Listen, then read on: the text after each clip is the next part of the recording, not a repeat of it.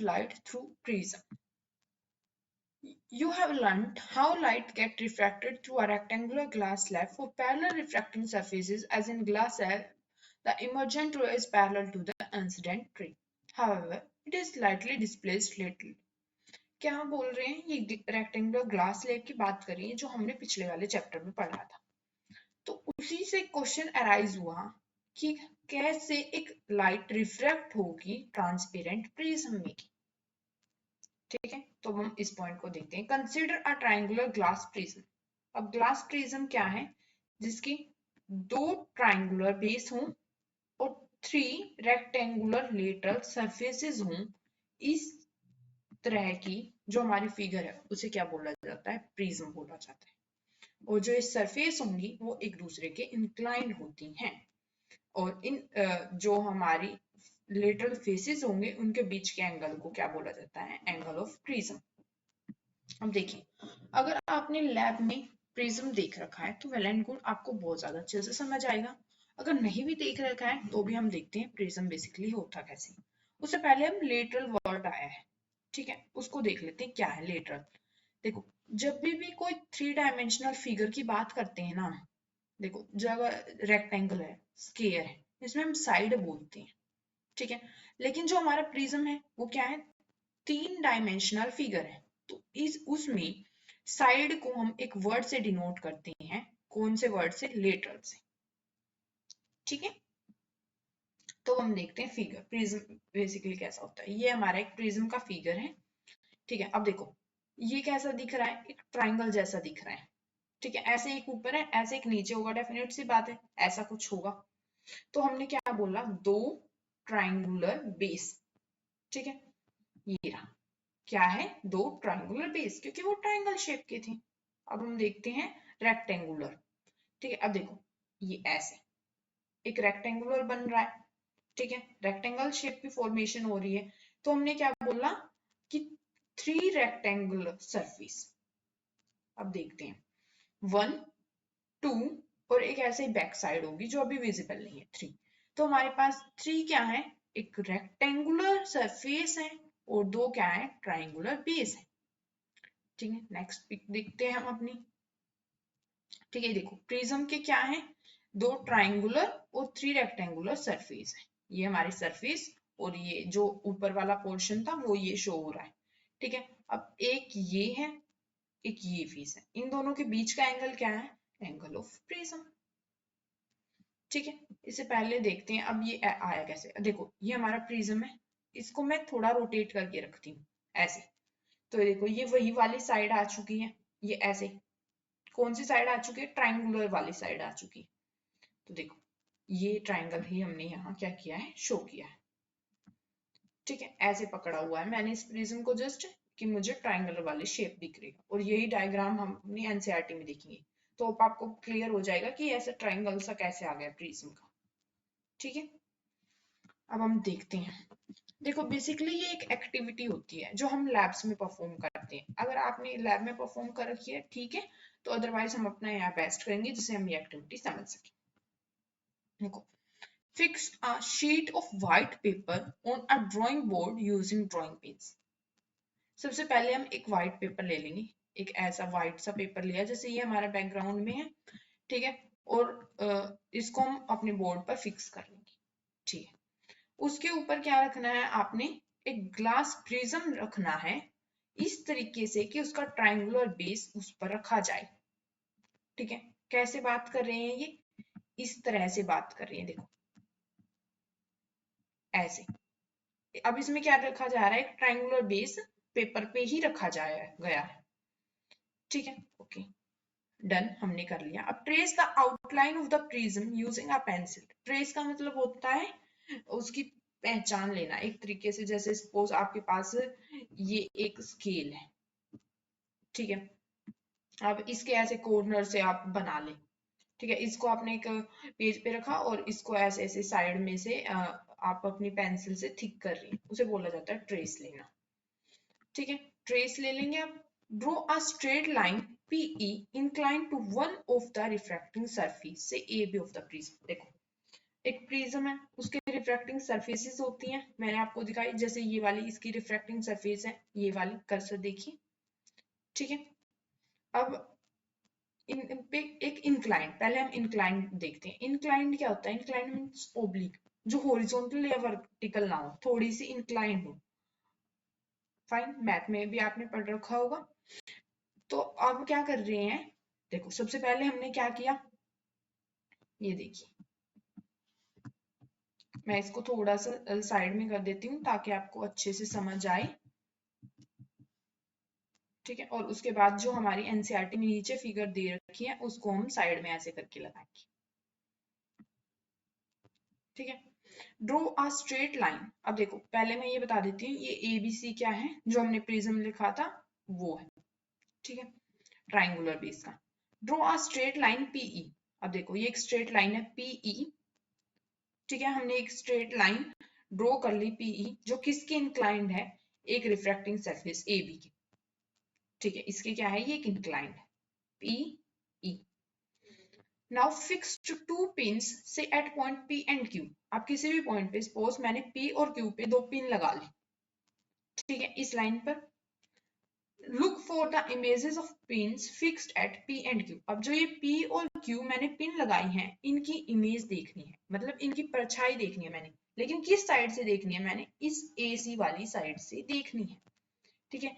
जहां भी इन दोनों की परछाई पड़ेगी मैं वहां दो पिन लगा लूंगी, ठीक है, और फिर उन पिन्स को हटाकर मैं वहां एक छोटा सा सर्कल लगा के उसे इस AC से ज्वाइन कर दूंगी, तो वो एक मुझे लाइन मिल जाएगी।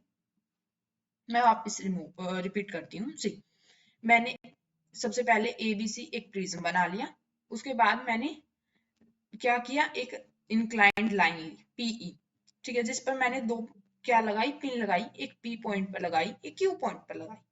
फिर मैं इस वाली साइड आ गई, अपनी AC की साइड, कर्सर देखिए प्लीज, ठीक है। अब हम किस साइड आ चुके हैं, AC की साइड आ चुके हैं, और वहां मैं क्या करूंगी, इमेज देखूंगी, ठीक है, किसकी इमेज देखूंगी, P और Q की। जैसे ही मुझे P और Q की इमेज दिखेगी, जैसे मेरे को R पे दिख गई और मुझे S पर दिख गई, ठीक है, मैं पिन रिमूव करूंगी, ठीक है, और अपनी ऐसे स्ट्रेट लाइन बना दूंगी, ठीक है। तो वही बोला गया है, the line PE meets the boundary of the prism at point E। अब जो लाइन PE है वो प्रिज्म से कहाँ मिल रही है, E पर, ठीक है। ऐसे ही आप RS, जहां आपको इमेज दिखाई दी थी इन दो पिंस की, P और Q की, वहां आप उन दोनों लाइंस को मिला देंगे और वो इस प्रिज्म से AC लाइन पर कहाँ जाके मिल जाएगी, F पॉइंट पर, ठीक है। यहाँ E पॉइंट है, यहाँ F पॉइंट है, दोनों पॉइंट को जोड़ दिया हमने, E और F, ठीक है।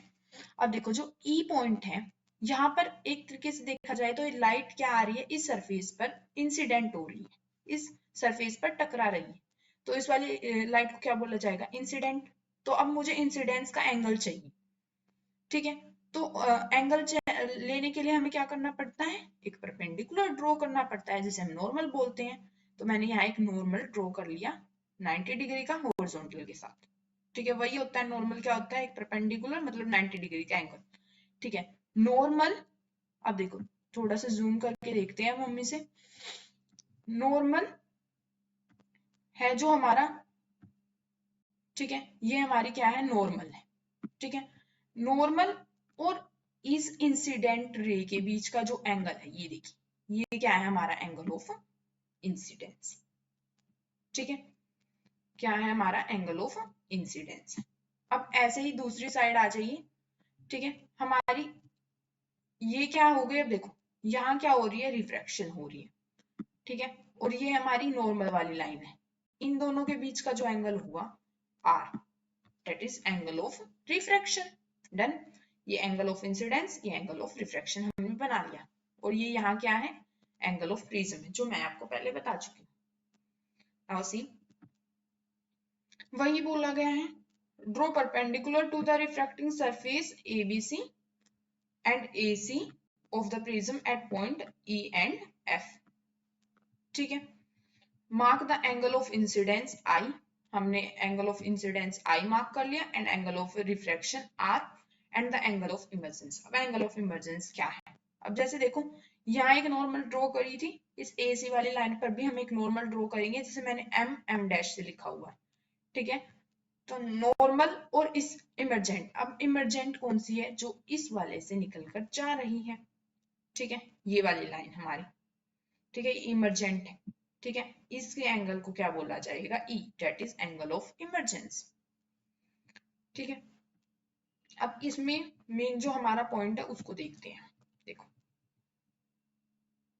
ये PEEF क्या है, वो सब आपको बता रखे हैं कि इंसिडेंट रे, रिफ्रैक्टेड रे वगैरह है, ठीक है। Here PE is the incident ray, okay, PE जो है हमारी वो क्या है, इंसिडेंट रे, ठीक है। अब हम देख लेते हैं, ठीक है, जो हमारी PE है, मैं इसको थोड़ा स्मॉल कर देती हूँ ताकि आपको जो फिगर है वो ऊपर ही दिखाई दी जाए, ठीक है। ये रही जो हमारी PE है, वो क्या है, इंसिडेंट रे है। होप अब आपको क्लियर होगी, ठीक है। EF इज द रिफ्रैक्टेड रे, EF हमारी कहाँ है, ये रही, ये रिफ्रैक्टेड रे है, and F is the emergent ray, ये F और ये S, ये क्या है आपकी emergent ray. You may note that a ray of light is entering from air to glass at a forced surface A। अब देखो यहाँ ए बी है, जो ये सरफेस है ए बी, इसमें क्या कर रही है, एयर था यहाँ पर और यहाँ क्या ग्लास, जैसे ही एयर से ग्लास में आ रही है तो वो क्या करेगी, लाइट रे है जो, refraction has bent towards the normal, ठीक है। तो नॉर्मल की तरफ क्या होगी, थोड़ी सी बेंड हो गई, सीधा ना जाने की बजाय वो क्या कर रही है, नॉर्मल की तरफ बेंड हो गई है। ये रिफ्रैक्शन में हम पढ़ चुके हैं कि जैसे ही हमारी जो लाइट है वो क्या करेगी, रेयर से डेंसर मीडियम में जाएगी, ठीक है। एयर क्या होता है, रेयर मीडियम, ग्लास क्या है, डेंसर मीडियम, तो नॉर्मल की तरफ थोड़ी बेंड कर जाएगी, स्ट्रेट ना जाने की बजाय, ठीक है।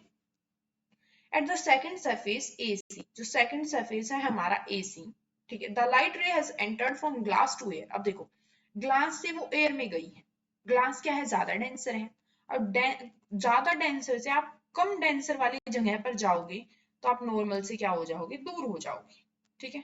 तो ये हल्की सी क्या हो चुकी है आपकी, नॉर्मल से दूर हो चुकी है, ये आपकी नॉर्मल है, यहाँ जहां M लिखा हुआ है, ठीक है। ये सब हम पहले वाले चैप्टर में पढ़ चुके हैं, वही बातें हैं।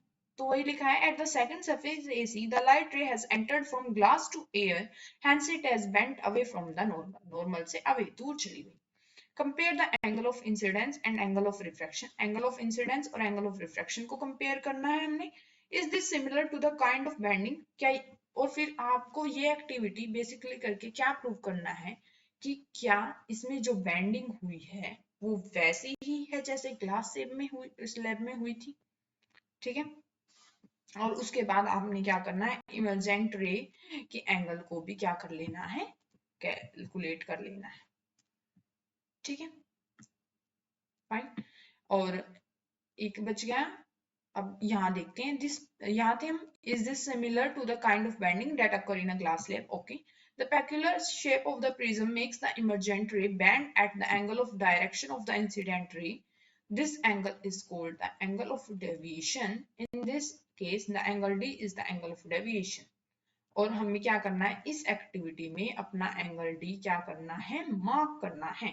आप देखो कैसे मार्क किया हमने, अपनी इंसिडेंट रे को हम थोड़ा पीछे लाएंगे और हम अपनी इमरजेंट रे को पीछे लाएंगे और दोनों को जहां कंबाइन करेंगे, ठीक है, तो ये वाला क्या हो जाएगा हमारा एंगल ऑफ डेविएशन, ये वाला, ठीक है। बेसिकली हमें एंगल ऑफ डेविएशन भी कैलकुलेट करना है और हमें देखना है कि ये हमारे ग्लास स्लैब जैसा था।